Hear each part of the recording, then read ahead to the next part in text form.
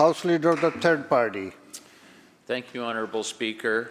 I'd first like the House to be aware that I will be speaking about sexual assault and gender-based violence.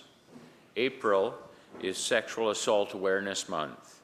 Across the province, a patchwork of policies and organizations support survivors, but more work is needed. BC has made good strides in recent decades, but there are still gaps in supports for survivors. Our health, justice, and social services should continue to grow.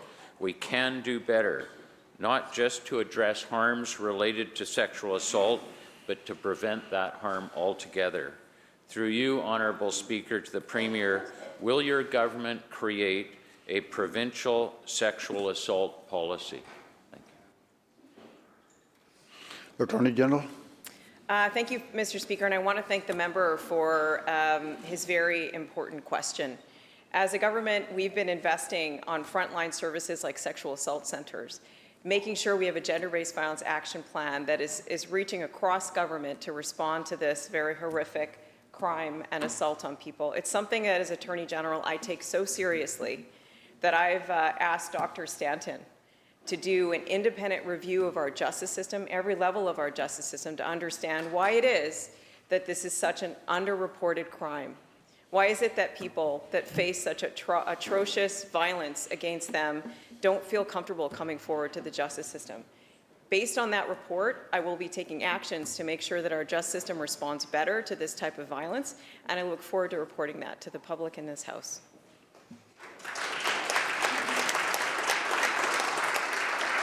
Member Supplemental. Thank you, Honourable Speaker. The misuse of non-disclosure agreements continues to allow instances of harm to be swept under the rug.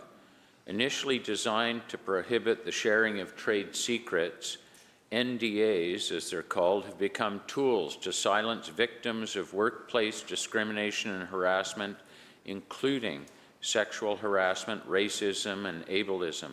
The misuse of NDAs silences and isolates those who have been wronged. The BC Green Caucus has previously introduced legislation to address this misuse, and this government has committed to doing the same. Through you, Honourable Speaker, to the Attorney General, what is the timeline for introducing legislation to ban the misuse of non-disclosure agreements? Attorney General. I want to thank the member again for a very important question.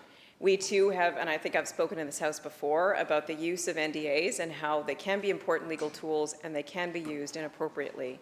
And I agree with the member that we have a lot of work to do when it comes to bringing clarity to the law there, so it's not misused to silence victims and to try to silence the behavior that we would all condemn in organizations. And that's why we've taken a few actions, Mr. Speaker, and one is to strengthen our whistleblower protection laws to make sure that if you are part of an organization and you want to disclose something that's happening, that you are protected from that disclosure. And we're also taking steps right now. My legal team is hard at work with the Uniform Law Conference, thinking about what a model piece of legislation might be to make sure that we can protect against the misuse of NDAs and only have them in our system when they're used appropriately and in the correct times. That work is underway, and I expect that we will have policy answers either in the fall or the spring of next year. Thank you.